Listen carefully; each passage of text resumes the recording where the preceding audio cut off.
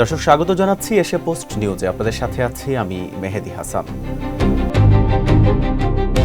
শিক্ষা ও স্বাস্থ্যে নতুন মন্ত্রী আসার গুঞ্জন। পছন্দ আপনার নাকি অন্য কারো? মেসিদের ভালোবাসায় গ্রামের নাম হয়ে গেল আর্জেন্টিনা গ্রাম। আফগানিস্তানের জাতিসংঘ মিশনের প্রধান হলেন বাংলাদেশের রাবাব ফাতিমা। মাদক সেবন করতে নিষেধ করাই কাল হলো বিএনপি নেতার। প্রকল্পের মাঝপথেই 11,662 কোটি টাকা তুলে নিল ভারত। দর্শক, এতক্ষণ শুনছিলেন সংবাদ শিরোনাম, এবার বিস্তারিত। 50 সদস্যের মন্ত্রিসভা নিয়ে যাত্রা করা প্রধানমন্ত্রী তারেক রহমানের সরকারে বড় ধরনের রদবদলের গুঞ্জন উঠেছে। শিক্ষা, স্বাস্থ্য, সড়ক পরিবহন ও কৃষি সহ কয়েকটি গুরুত্বপূর্ণ মন্ত্রণালয়ে আসতে পারে নতুন মুখ। একই সঙ্গে মন্ত্রিসভার আকার বাড়ানো নিয়েও আলোচনা চলছে রাজনৈতিক ও প্রশাসনিক মহলে। চলমান আলোচনার সবচেয়ে বড় ফোকাস শিক্ষা মন্ত্রণালয় ঘিরে। দুর্যোগকালীন পরীক্ষা গ্রহণ নিয়ে নেওয়া কয়েকটি বিতর্কিত সিদ্ধান্ত ও বক্তব্যে প্রধানমন্ত্রী বিব্রত বলে জানা গেছে। এ কারণে বর্তমান শিক্ষামন্ত্রী ডক্টর আ.ন.ম এহসানুল হক মিলনকে অন্য মন্ত্রণালয়ে সরিয়ে শিক্ষার দায়িত্বে দেয়া হতে পারে প্রধানমন্ত্রীর কার্যালয়ের মুখপাত্র ও উপদেষ্টা মাহাদি আমিনকে। তরুণ ও উচ্চশিক্ষিত নেতৃত্বের মাধ্যমে শিক্ষা খাতের সংস্কার আরও গতিশীল করতেই এমন চিন্তাভাবনা। স্বাস্থ্য ও পরিবার কল্যাণ মন্ত্রণালয়ে রদবদলের হাওয়া লাগতে পারে। সংশ্লিষ্ট একাধিক সূত্র এশিয়া পোস্টকে জানিয়েছে, স্বাস্থ্য সংক্রান্ত বিভিন্ন সেমিনার ও সভায় স্বাস্থ্যমন্ত্রী সর্দার সাখাওয়াত হোসেন বকুলের অতিকথনে প্রধানমন্ত্রী রীতিমতো ক্ষুব্ধ। সেক্ষেত্রে স্বাস্থ্য প্রতিমন্ত্রী ডক্টর এম.এ. মুহিতকে পূর্ণাঙ্গ মন্ত্রী করা হতে পারে। মোবাইলে যদি সামান্য কয়েক সেকেন্ডও বেশি কোনো ভিডিও, ছবি বা অ্যাড দেখেন তাহলেই হয়েছে। একই ধরনের তথ্য বারবার আপনার সামনে আসতেই থাকবে। অনেক সময় মনে হয় না যে আমি তো কোনো কিছু সার্চ করিনি, শুধু মুখে বলেছিলাম, তারপরেও আমার সামনে এই ধরনের কন্টেন্ট কেন আসছে? মূলত এর কারণ হচ্ছে অ্যালগরিদম এবং এআই। আপনি যে কোনো অ্যাপ ইনস্টল করার সময় ডিভাইসের অনেক ফাংশন এবং তথ্য ব্যবহার করার অনুমতি দিয়ে থাকেন, আর এগুলো ব্যবহার করে শক্তিশালী কৃত্রিম বুদ্ধিমত্তা। আপনার পছন্দকে ব্যবহার করে অ্যালগরিদম বিভিন্ন তথ্য আপনার সামনে এনে হাজির করে আপনার সিদ্ধান্তকে প্রভাবিত করতে। অ্যালগরিদম আসলে কি? সহজ কথায়, এটি এক ধরনের গাণিতিক নির্দেশনাবলী বা কোড, যেটি আপনার আচরণকে বিশ্লেষণ করে। সোশ্যাল মিডিয়ার মূল উদ্দেশ্য হলো আপনাকে 24 ঘন্টা স্ক্রিনে আটকে রাখা, যাকে বলা হয় ইউজার এঙ্গেজমেন্ট। আপনি যত বেশি সময় দেখবেন, তারা তত বেশি বিজ্ঞাপন দেখাতে পারবে আর তত বেশি আয় করবে। আপনি কোনো পোস্টে একটু বেশি সময় থামলেন, কোনো ভিডিও শেষ পর্যন্ত দেখলেন কিংবা কোনো লিঙ্কে ক্লিক করলেন, এসব কিছুই তথ্য। প্ল্যাটফর্ম এগুলো সমস্ত কিছু রেকর্ড করে। আপনাকে স্ক্রিনে আটকে রাখার সবচেয়ে সহজ উপায় হচ্ছে আপনার দুর্বলতাকে ঠিকঠাক বোঝা এবং তা ব্যবহার করা।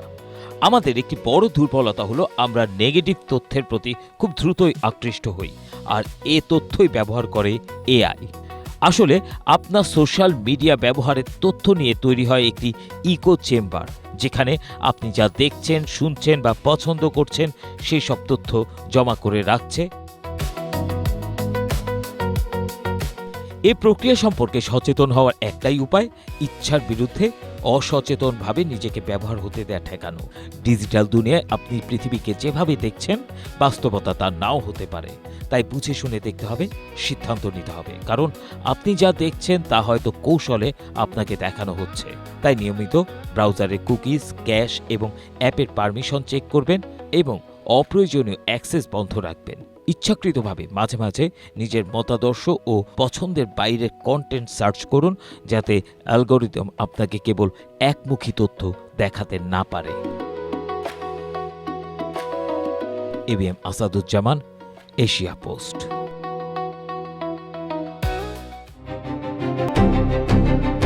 ফুটবল শুধু একটি খেলা নয়, ফুটবল এক তুমুল আবেগের নাম, যার ভৌগোলিক কোনো সীমানা নেই। আর সেই গভীর ভালোবাসার টানেই এক প্রত্যন্ত গ্রাম রাতারাতি রূপ নিয়েছে এক টুকরো আর্জেন্টিনায়। সড়কের দুপাশ থেকে শুরু করে পুরো গ্রাম জুড়ে এখন উড়ছে আকাশি সাদা পতাকা। দূর থেকে দেখলে মনে হবে এ যেন বাংলাদেশের বুকে এক টুকরো লাতিন আমেরিকার দেশ। বিশ্বকাপ উন্মাদনা কিংবা প্রিয় দলের প্রতি অকুণ্ঠ সমর্থন জানাতে এই গ্রামের মানুষেরা যা করেছেন তা এক কথায় অনন্য। গ্রামের তরুণ থেকে শুরু করে বৃদ্ধ সবাই সামিল হয়েছেন এই ফুটবল উৎসবে।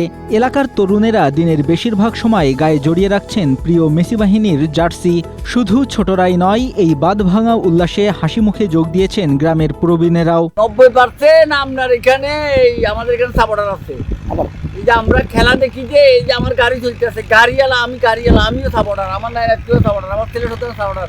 এই যে আমার এক বড় ভাই আছে মেম্বার, এরা সাপোর্টার। এই যে এরা সাথে এইটা উত্তর আনন্দপুর গ্রামের এটা হাজার হাজার লোক আমাদের এখানে সাপোর্টার। এখানে যে গরমের মধ্যে খেলা দিলে হাজার হাজার লোক হয়। ফেনীর ফুলগাজী উপজেলার ২ নম্বর মুন্সিরহাট ইউনিয়নের উত্তর আনন্দপুর গ্রামের ভেতরে ঢুকলে দেখা যায় একের পর এক বাড়ির দেয়াল আর ছাদ রাঙানো হয়েছে নীল সাদা রঙে। বাতাসে পতপত করে উড়ছে আর্জেন্টিনার পতাকা, ব্যানার আর প্রিয় খেলোয়াড়দের ছবি। কাগজে কলমে নামটা উত্তর আনন্দপুর হলেও চলতি পথে ফুটবল প্রেমীদের মুখে মুখে এখন এর নতুন নাম আর্জেন্টিনা গ্রাম। মেসিদের ভালোবাসায় গ্রামটি এখন স্থানীয়দের কাছে আর্জেন্টিনা গ্রাম নামে সুপরিচিত। আনন্দপুর গ্রামের সবাই আমরা মেসির সাথে আছি এবং আমরা চাই মেসির হাতে যেন 2026 সালে কাপটা মেসির হাতে উঠে। আমরা আমাদের গ্রামটির নাম রেখেছি আর্জেন্টিনা গ্রাম। তবে এই আর্জেন্টিনাময় আবহের মাঝেও হারিয়ে যায়নি পারস্পরিক সৌহার্দ্য। গ্রামে আকাশি সাদার আধিপত্য থাকলেও অন্য দলের সমর্থকরাও এখানে বুক ফুলিয়ে ঘুরে বেড়াচ্ছেন। প্রিয় দল ভিন্ন হতে পারে, কিন্তু তাদের মধ্যকার বন্ধনে কোনো ফাটল ধরেনি। মাঠের চিরবৈরিতা ভুলে বুক মেলানো আর একসাথে খেলা উপভোগ করার এক অনন্য উৎসবমুখর পরিবেশ বিরাজ করছে পুরো গ্রাম জুড়ে।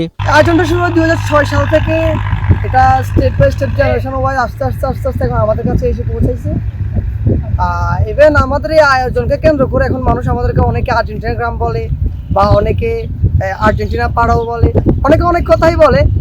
আসলে আমরা চাইছি যে গতবারের মতো এবারও বিশ্বকাপটা আর্জেন্টিনা গড়ে উঠুক, ওই সুবাদে আমরা এই আয়োজনটা করা হয়েছে। ফুটবলকে ঘিরে তরুণদের এই আয়োজন যান্ত্রিক জীবনের ব্যস্ততা ভুলে গ্রামীণ জীবনে ফিরিয়ে এনেছে এক অনাবিল আনন্দ।